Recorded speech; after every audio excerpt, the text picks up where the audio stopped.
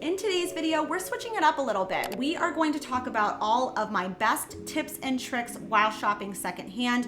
Oftentimes I get comments from you guys that you can't find the stuff that I'm finding, or even if you do find it, it's so much more expensive. And with all that being said, we're getting started right now.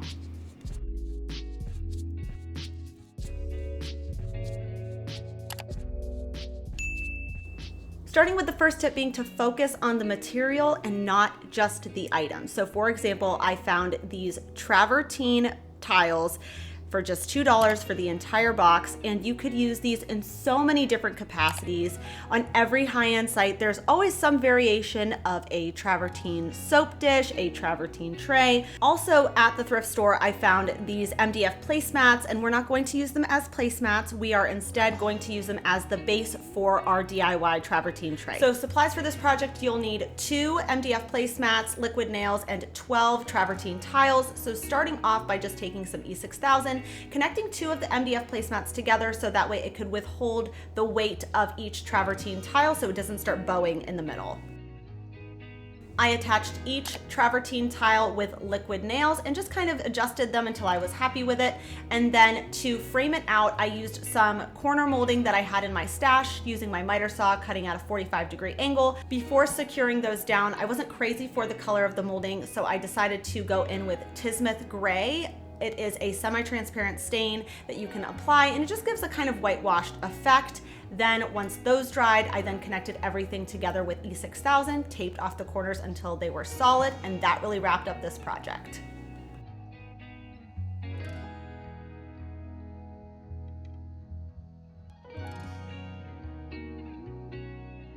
Same deal goes for cane. I see cane pieces, usually they're damaged, for basically nothing at the thrift store. These are just 75 cents a piece. I know the bottoms are broken, but you can always just remove that cane and use them in so many other different ways. So if you're cheap like me, if I find cane on the side of the road, I'm grabbing it and I'm removing the cane because that is money back in my pocket that I don't have to order cane on Amazon for like $40. I can get it right here for free. So simply just remove the cane from whatever piece, and you can of course always just repurpose that piece as well, but now you have the material to make into so many other different projects. A cane wrapped candle, a cane wrapped box, maybe make a cane lamp. There are so many different things you can do with this material on a budget. Similarly, when it comes to sourcing leather, if you're like, oh, I would really love to have a leather stool, and you're like at the fabric section, I don't see any leather. Think to yourself, where else can you find leather in this thrift store? And usually clothing is a really great option, handbags for smaller scale projects. Some of you might remember when I used that fast fashion brand faux leather skirt, flipped it, turned it into an ottoman. I still have so much of this fabric left over. So again, it wasn't that I got lucky and I found this really great leather stool, but I did get lucky in finding the materials to complete the project. In addition to material, focus on shape. If there is a sphere home decor piece that you are really looking to have, check your bowling balls. That can now become a sphere-shaped vase. Or for Christmas, turn them into some sort of oversized ornaments for your porch decor. Or most recently, I shared with you guys how to make those cement orbs that you'll see of a lot at Crate & Barrel and CB2, just to kind of ornament your back patio. Fill 2 of the holes with cement, leave 1 opened, grab a stake from the Dollar Tree and attach those 2 pieces together. So again, I didn't go to the thrift store and find a sphere vase or oversized Christmas ornaments for my front porch or cement spheres to ornament my backyard. I found something that was similar in shape and made it work for my space. Which leads me to look past the intended purpose. So for example, you guys might remember this arch lamp. I loved the shape of the lamp, I just didn't like the shade. So instead of looking for another shade, I found a thrifted bowl that was of this kind of brass ribbed quality. It was only $1.50, drilled a hole through the middle of it and connected the 2 pieces together. So this is just one of many ways. We do this a lot on the channel. You can simply just combine 2 pieces together and make a really beautiful home decor piece for yourself, but on a budget. Same goes the other way though. You can also separate 2 pieces. Moving along now into our thrifted laundry hamper, which I think was still a really great deal. It was only $5. It had all of the pieces with it. It was originally from Pier 1 Imports. That is, for me, a really great price for something that is this scale. However, there is one thing that I really don't like about these little liner baskets, especially ones with all the little ties. Every time you go to take your laundry downstairs, you have to untie all of these bow ties, and then you have to retie them, and then you have to untie them, and then you have to retie them.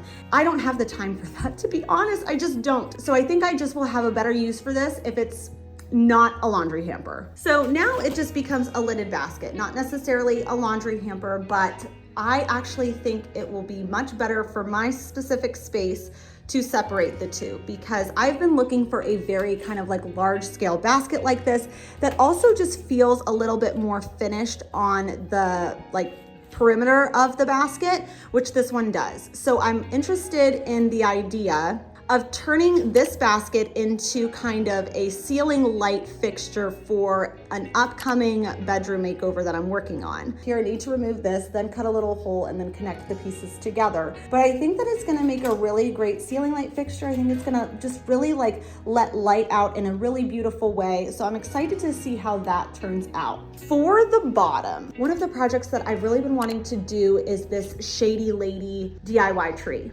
So I think what I'm gonna do is use this basket as the planter basket for it. So I'm gonna basically leave it as it is. I love the scale, it's so oversized. So the fact that like if you divided it in two, this was just $2.50 and then this was $2.50. Like what a steal. This is why we thrift, ladies and gentlemen. Same deal for those antique drawers that I found. I didn't use them for antique drawers, I used them for something else. So for one of the drawers, I flipped it upside down, added D-rings, and made a little entryway shelf because I couldn't find anything that was affordable enough for the scale that I needed for my very narrow entryway. And then with the other drawer, I removed the backing to it and then I added a tension rod.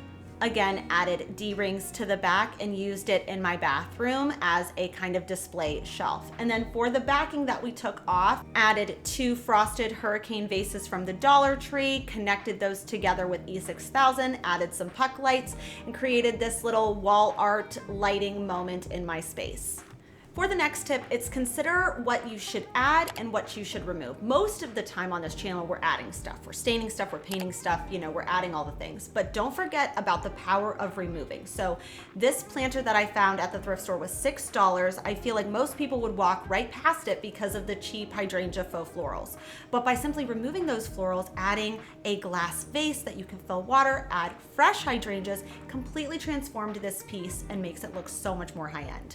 Another thing about removing too that I'm not sure if I've ever shared on the channel before, but if you ever see slip cover furniture, lift that slip cover up because sometimes what's going on underneath there is so much better than the slip cover. So for example, this ottoman was $15, beautiful wheels. The white was in perfect condition, probably because it had a slip cover. Something comparable even at affordable stores like Target or Home Goods would be, you know, a couple $100s. So make sure you're lifting those up because every now and then you can strike gold. Oldie but a goodie was the jute doormat. I was in the Christmas section over the summer, found this jute doormat. Unfortunately, it had had some Santa fabric around there, so I just simply had to remove those pieces of fabric and it made it look so much more high-end doing so. This was just $2. Again, consider what you can remove because sometimes that is the best solution for that piece. The next tip is something that I think I've developed over time, and that is choosing the unique pieces. So the more often you go to the thrift store, the more times you realize the things you're always seeing and the things you're never really seeing. So most recently, I found this jute rope and metal mirror. I've never seen anything like it at the thrift store. I love that the metal was almost painted to look like leather. Definitely an interesting mix of materials there. There was one scratch on there, so I just buffed it out, went to Lowe's, had them color match it, and good as new. Also, another recent find was that black-footed, really detailed bowl. I shared with you guys, I had no idea what it was supposed to be used for, but I knew I had never seen it at the thrift store. And for me, that's what makes things interesting. And I've always been that kind of person where I want my things to feel special and unique to me and not just feel very like you walked into a Pottery Barn. Another recent find, if you guys, again, I've never seen this before, it was in the necklace section, but I cannot imagine anyone wearing this around their neck because it is super heavy. We all see those garlands at Home Goods, at Pottery Barn, but I've never seen one that looked quite like this. So if you guys have any information about it, leave me a comment down below. So what are some of my no pass items? Items I would never leave at the thrift store if I came across them. So of course, any great quality books, especially designer books, books of things that I'm interested in that fit in with my color palette, they are always going in the cart, because books, even at Home Goods, are, you know, going to be at least $20 if not more. So if you find really great books on subject matters that you're really interested in, it's not only great for the environment, it's great for your wallet. Usually hardcover books at my thrift store are never more than $2. Most recently, I found this RH catalog. Now, I understand it's not a book, it's a magazine, but it was only 25 cents. It provides me so much inspiration. And then also it looks beautiful displayed on a dresser, on a coffee table, whatever it may be, but on a budget. Another no pass item for me is definitely glassware. Glassware is one of those sneaky expenses that, you know, when you buy a set of wine glasses, buy a set of martini glasses, your statement glassware for vases and florals and things like that, can add up a lot over time. And there's really no reason to buy it at retail stores because you can find great pieces at the thrift store. Most recently, I found this decanter for just $4. So of course you can use this for alcohol, but you can also use this as a really great gift add-on idea, or also you could repurpose it and use it for something else. Another glassware piece I found recently was this candle with a cloche, originally from Threshold, for $14.99. I paid just 75 cents for it. Once the candle burns down, I can always remove the wax and use it for storage, for Q-tips, cotton balls, whatever. I think this would be perfect in a bathroom. And we are not gonna go to Target and spend $14.99. We are gonna go to the thrift store and spend 75 cents. The next no pass item is all about material, which we've kind of already touched on a little bit. But if I find a material like these roll top desk lids, this is a great way to add a kind of fluted or ribbed quality to any kind of piece of furniture or home decor. So in this example, I used it for my bathroom vanity, added some hardware, and it completely transformed this vanity. And an alternative is definitely just going to your hardware store, grabbing some pull wrap, but that's often kind of expensive, especially the point of DIYing something generally is to save money. So if you have to spend a lot of money on material, it kind of makes it less worth it in my eyes. And the roll top desk lids are just $1, and I also used it to make this globe light as well as a matching vase. So if you find material that you really think you'll use in a DIY project, always check your thrift store first. The next no pass item is good quality fabric. I understand not every thrift store has a dedicated area like Hartville does for fabric, so make sure you're checking your curtains, check all of it, because it doesn't matter, again, the intended use. Do you have a use for that fabric? So I found that super tall CB2 curtain, and it was just one panel, so I had no use for just one panel really tall curtain, but I could make it into 3 different things. So I made it into a little cafe curtain. I also had so much left over, so I measured my table that's just kind of beat up from me and my kids, and I just cut it down. And then I also still had so much left over, and I cut down 4 napkins, gave it to my dear friend Pat, who is this rock star seamstress near me. So for just under $4 for that fabric, I was able to make a cafe curtain, a tablecloth, and a matching set of napkins. The next tip is all about being willing to make minor upgrades. So the benefit, again, of thrifting is you're saving a lot of money. Now, sometimes that does come with some of the pieces having some slight damage that maybe you could fix. Now, I do say it's really important to be really honest with yourself about your skill level. So like, I don't know how to use a table saw. I don't know how to hang up drywall, but I can do small things. I can clean a piece of furniture. I can paint a piece of furniture. I can figure out a way to maybe repair or mend pieces back together. And that's exactly what I'll do if that means that I can save a significant amount of money. Same deal with just like your small scale pieces. Recently, I found this really beautiful seagrass basket. It was in perfect condition. The only thing was one of the handles was broken off, but because the other one was still intact, I used that as my guide to reattach the broken handle, and it was good as new. The next tip, and this is actually the primary reason I wanted to put this video out now, is because it is so important to shop for your Christmas decor at the thrift store in the summer. I know that sounds strange, but a lot of people in Ohio at least celebrate Christmas in July. And so a lot of people are having garage sales. They're donating so much great Christmas stuff right now. I even got my Christmas tree at the thrift store for 40 bucks. It looked beautiful over the holiday season. So many ornament ideas you can find at the thrift store. Most recently, I found this beautiful tree skirt from Martha Stewart. It was in perfect condition for just $3. This is your friendly reminder to always check the tag, because I just found a Pottery Barn faux fur pillow. These are so expensive. Now, obviously I can't use it right now. It's obviously summer and it wouldn't be appropriate, but I can fold this up, stick it in a Christmas box, and it will be perfect for the holiday season and the winter months. Okay, so now's the time where I go through everything that I put in my cart. $10. So even though I have a 20% off coupon, I still would have to wash this and kind of just make sure that like all of these were cleaned.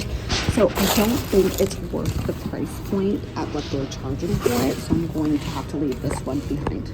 Another thing too, when it comes to textiles, make sure that you're taking them to a place that's kind of well lit so you can really inspect and make sure that there are in fact no stains, or if there is a stain, you feel pretty confident that you would be able to get it out.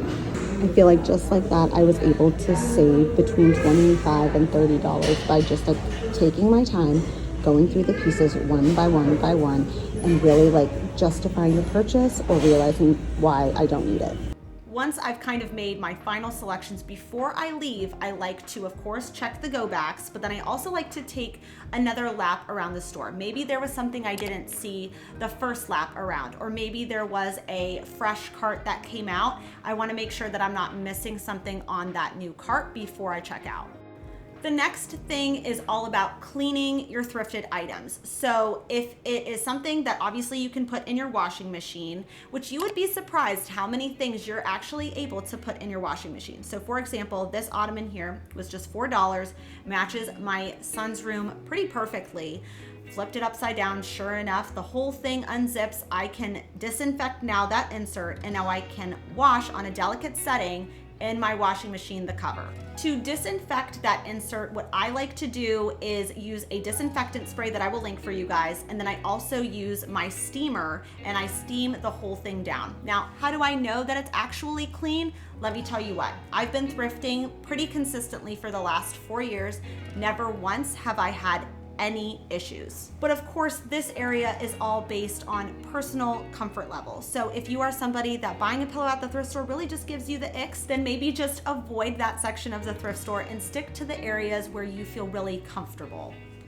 The next tip is super simple and essentially does not cost us any money, and that is just signing up for coupons so you can earn rewards, shop the color or colors of the day. Depending on the thrift store, every thrift store that I've ever been to has some sort of reward or point system, so make sure you're using those to your advantage. For Hartville, it's a stamp system. I like to save those for when I have a total that's a little bit higher than usual, and it's a really easy way to just save 20% on my overall purchase. So I get this question a lot, and it's how to find the best thrift stores, how do you know which thrift stores are the best, that kind of question. So I have to go back to when I first started thrifting. When I used to live in Scottsdale, Arizona, there was a Goodwill there. And I will never forget, I found a brand new West Elm lamp that was originally $229, and I paid $13.99 for it. So we were just there over Memorial Day weekend, and I went back to that thrift store, and it is really weird. At that specific thrift store, they seem to have a lot of name brand pieces at this specific thrift store. I have a theory as to why that is. Right next to that Goodwill, literally 4-minute drive away, is every high-end store you could think of. Pottery Barn, West Elm, RH, it's all there. And my theory is because the people who might live around that Goodwill are shopping maybe at some of those stores that are also around there and then subsequently donating those pieces to the thrift store, that might be why. So now let's compare it to a place like the Hartville thrift shop, which is definitely in a more rural setting. And I definitely still find Pottery Barn, it's just maybe not as often. But one thing I do find often are really great vintage and antique pieces, which is something that I really don't remember seeing a lot at the Scottsdale Goodwill. And then when it comes to pricing, let's do an apples to apples comparison. We found the cabana pillows from Pottery Barn at Scottsdale, and then we found the faux fur pillow here at Hartville. The Hartville pillow was just $3, and each pillow at the Scottsdale Goodwill was $3.74. So not a huge difference in price actually. Another question I get a lot, what's the best day to go, the best time to go? I have absolutely no advice on the best day to go. On a day that I thought I wouldn't find anything, which is a Tuesday at Hartville, I found so much stuff. So I feel like the day for me doesn't really matter, but the time does. So I would say if you can go in the morning, that's gonna be the best time to go because it's usually when the store is kind of the most organized and it's easier to shop, which makes it easier to find good things. The next tip is all about storage. So allow there to be a dedicated space for new items to come through so it's not kind of cluttering up the rest of your house. So I have this cabinet in my garage that's massive and I put all of my old projects, future projects, and these are all of the things that are not seasonal specific. So anything kind of Christmas related, like the tree skirt and the faux fur pillow, that's gonna go in a Christmas box for next year. But all of my neutral decor goes here, and this is for the smaller scale things. So for furniture, like the utility cabinet, like this headboard, I've been needing a queen headboard. I found this one at the Hartville thrift shop for just 20 bucks. And as I mentioned earlier, we are in the process of collecting the pieces for an upcoming bedroom makeover. So I thought this headboard would be perfect shape, perfect size, but the wrong color. So I'm kind of toying in between this taupey color. It's going to be going in the same room as that closet flip that we did, that we turned into that vanity moment. So do you guys like the white best, the taupe, or the brown best? Leave me a comment down below. The next tip is a super simple one, and that is just to use an app called Google Lens, or you could also use the picture search in Amazon or Pinterest, I believe. Basically what it does is while you're at the thrift store, you can snap a photo of the item and then search it. Like that cooler I just showed you guys last week. That cooler sells on Amazon. That exact cooler sells for about $200 and I paid just $5 for it. Now, of course, I had to fix it up and I had to spend my time, but it was well worth the investment because now we've used it several times. It's perfect for the summer months and it was so much more affordable because I shopped it secondhand.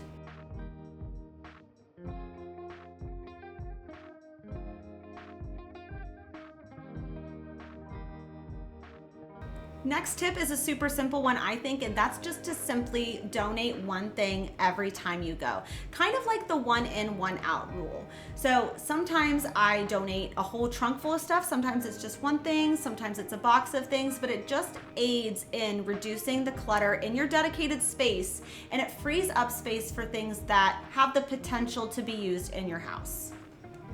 The last but certainly not least tip is that it is okay to leave empty-handed. So sometimes you just don't find exactly what you're looking for, and that's okay. Or I would just buy something because it was cheap and not because I actually even really liked it that much. So just make sure that when you're choosing your pieces that you're not just buying it so you leave with something, or you're not just buying it because it's cheap, but because you have a plan for it. And that really wraps it up for today's video. I thought rather than just like rattling off all of my tips and tricks, I would take you guys to the thrift store with me this week, show you everything that I found, my plans for the things that I found, and the tips that I use while I thrift. I hope everybody has an amazing week, and I will see you guys next Sunday. Bye for now.